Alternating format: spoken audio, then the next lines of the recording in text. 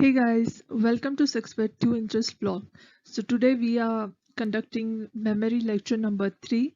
If you haven't seen lecture number 1 and 2, please go through it and do read the chapter along with listening these lectures.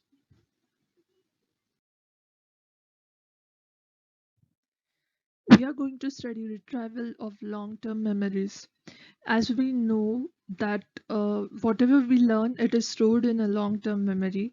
The problem is with how we put that information, and because whenever you forget something, it is because you are unable to access it all, and the information is already there in the long term. So we are going to say retrieval cue. Retrieval cue means a stimulus for remembering something. So we have discussed about maintenance rehearsal and elaborative rehearsal, right? So for example, retrieval cue, I will explain you with the example. So you can take the example of maintenance rehearsal. We have seen that maintenance rehearsal is not effective because we are repeating something over and over again, and it's kind of giving us a cue, that sound of the word or the audio, we would say, because we are repeating that word, is a retrieval cue for us. So that is what a retrieval cue is. So there cannot be one retrieval cue, there can be many retrieval cues. The more cues stored with a piece of information, the easier the recall of that information will be. Example, if you are watching some TV show while eating popcorn, so the next time you eat popcorn, you will recall that show you were watching. So this connection between surroundings and remembered information is called encoding specificity, because I told you it's about how you are putting the information into your long-term memory. So there is a connection between what you are eating and what you are watching at the same time, so you are able to connect it, and that is encoding specificity. So encoding specificity is the tendency for memory of information to be improved if related information, such as surroundings or physiological state, available when the memory is first learned, is also available when the memory is being retrieved.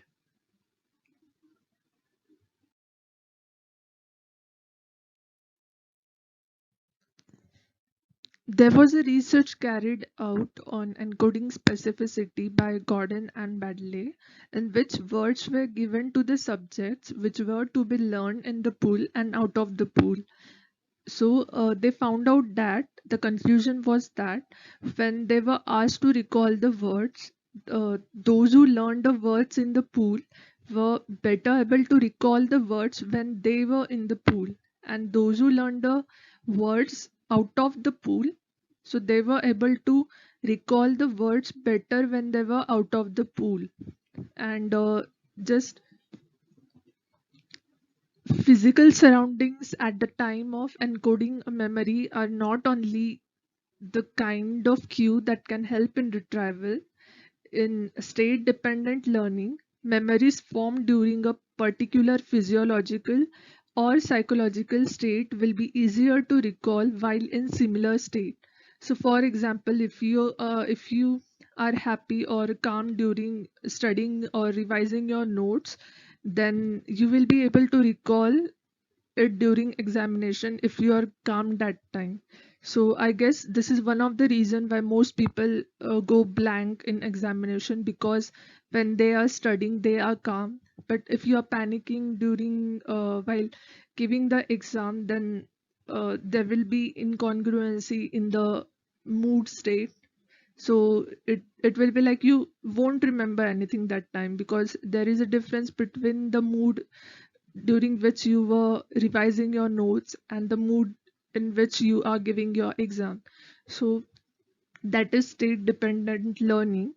So in this also, researchers conducted a study in which they had either read or thought up while listening to music that was either happy or sad. The subjects were asked and the music influenced the mood of the subjects while reading or creating the words. So the subjects were asked to read or create some words while listening to either a sad music or happy music. And and as you know that music can influence your mood, so subjects those who were listening to the happy music had a happy mood. And so the result of this research was that when the subjects were in a happy mood, they recalled the words they created or the words they read when they were listening to the happy music. But they could not recall the words or any words because given in the sad music, because they did not create words while listening to the sad music. And the opposite is true, like the subjects who were listening to the sad music and who created the words or revised the words while listening to the sad music were able to recall the words better when they were in a sad mood. So this is state dependent learning.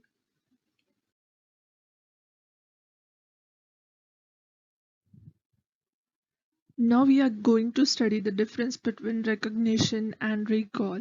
So recall is a type of memory retrieval in which the information to be retrieved must be pulled from memory with very few external cues. Uh, for example, fill in the blanks or essay writing. There you just have to recall or you have to pull the information that you already have in your long-term memory with few external cues. And recognition is when you have to match a piece of information or a stimulus uh, which is already there in your long-term memory to the stimulus or information which is presented to you. For example, multiple choice questions, or even take the example of the exam that you are going to give, this net or set examination. It will be having multiple choice questions and you will have to recognize the answers. That is the information which is already there in your memory. You are matching that information with the options given in the answers. So that is recognition, and this is the difference between recall and recognition.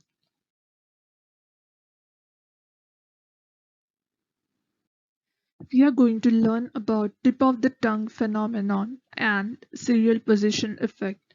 So you must have experienced it, that you might have find yourself struggling to recall some answer or a word uh, for for temporary, but you recall it later, and sometimes the answer or the word seems very close to the surface of conscious thought that it feels like it's on the tip of the tongue.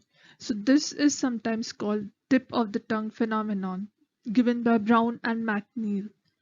Now we are saying the serial position effect. So, the serial position effect is a tendency of information at the beginning and end of a body of information to be remembered more accurately than information in the middle of the body of information.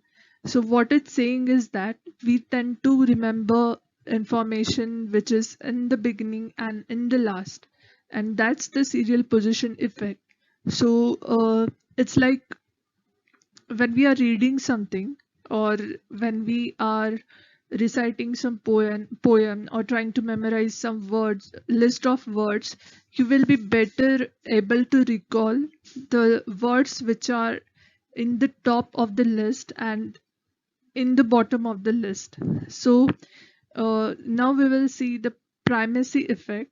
So as I said that we have this tendency to remember the information which is given at the beginning of the body of information. So that is called as primacy effect. And the tendency to remember the information which is given at the bottom or at the end of the information, then it is called as recency effect. So in the serial position effect, information at the beginning of a list will be recalled at a higher rate than information in the middle of the list, because the beginning information receives more rehearsal and it may enter your long-term memory storage, and information at the end of a list is also retrieved at a higher rate, which is called as recency effect, because the end of the list is still in short-term memory. and there is no interference of any new information. Hence, you remember the last one, that is the last information in the list. And hence, this trick is also used in the business schools.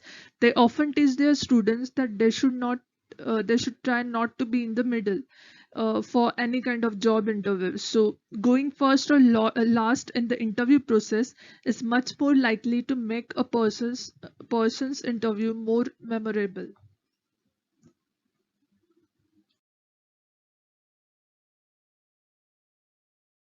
Isn't it possible that if someone is asked to recognize a criminal among 4 or 5 people, then it's possible that you or any other person might recognize a non-guilty person as a criminal? Then it will be like punishing a non-guilty person for a crime, right? So is it possible? Yes, it is possible. So this has been proved by Elizabeth Loftus, and we are going to study now Elizabeth Loftus and eyewitnesses. Loftus and many others have demonstrated that memory is not an unchanging or stable process, but rather it is constantly changing one. She conducted an experiment in which subjects were shown 3 minutes video clip taken from the movie Diary of a Student Revolution. In this clip, eight demonstrators were shown to run in a classroom and they interrupted professor's lecture. Then they left the classroom. So after watching this clip, the group of subjects were divided into two groups and two questionnaires were given to them. The first group were asked, was the leader of the four demonstrators who entered the classroom a male? And the second group was asked, was the leader of the 12 demonstrators who entered the classroom a male? Then, after a 1 week's gap, this question were given to the all subjects of group 1 and group 2. The question was, how many demonstrators did you see entering the classroom? So we know that in clip the demonstrators were shown 8, right? But since the subjects were given different questions, if you notice the numbers given to the first group, which is 4, and the second group, which is 12, the subjects, the fact which was shared after the actual event caused interference in the subject's memory. So they answered according to the question they recalled from the last questionnaires which were distributed to the group. So the group which were given the question of 4 demonstrators, they answered as they have seen total 4 demonstrators, and the group which was given the question of 12 demonstrators, they answered the question as 12 demonstrators. So, in a conclusion, Elizabeth Loftus concluded that what people see and hear about an actual event after the fact, the information which is given to the people about that event can easily affect the accuracy of the memories of that event.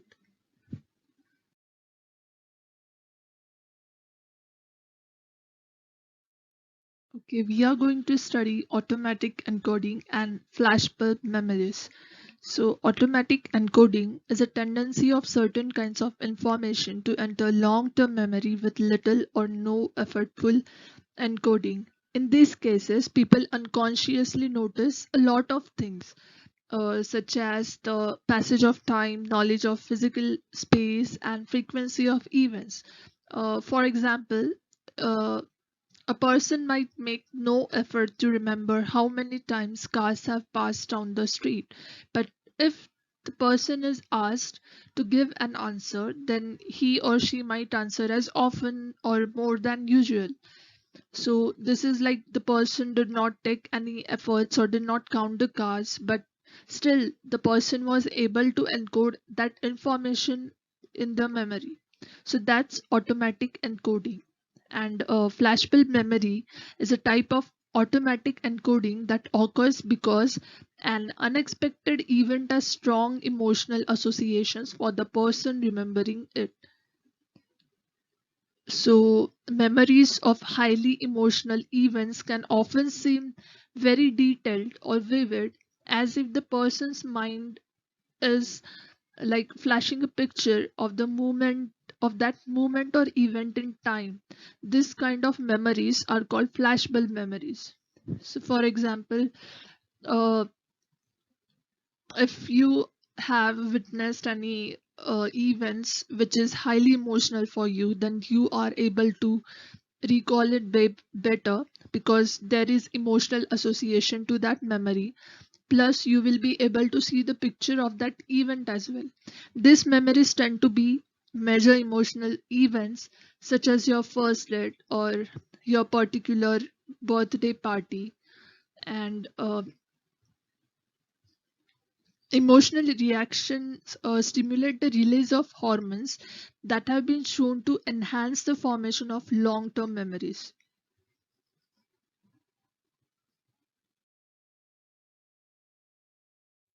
Okay, so now we will be doing concept check MCQs. First question is the best place to take your psychology exam to ensure good retrieval of psychology concepts is in A. English classroom, B. Psychology classroom, C. An auditorium to prevent cheating, D. The special testing room used for all exams. Take your time to answer this, pause the video and try to answer it by yourself, then go to the next slide. Okay, so the answer is B. Question second. This type of quiz is using which form of retrieval of memories? A. Recognition. B. Recall. C. Relearning. D. Rehearsal.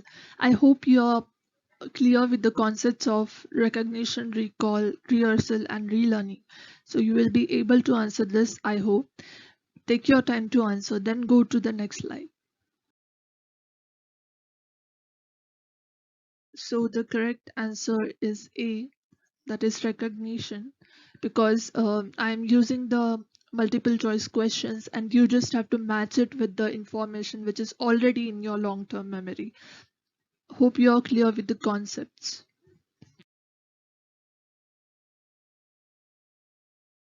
Okay, so thanks for watching. Do subscribe and share the video with your friends, and stay tuned for more upcoming conceptual videos related to NET, JRF, set psychology, and for MCQs, which will be uploaded once a week based on the all the lectures which I will be sharing from Monday to Saturday. So do go through the videos. Thank you.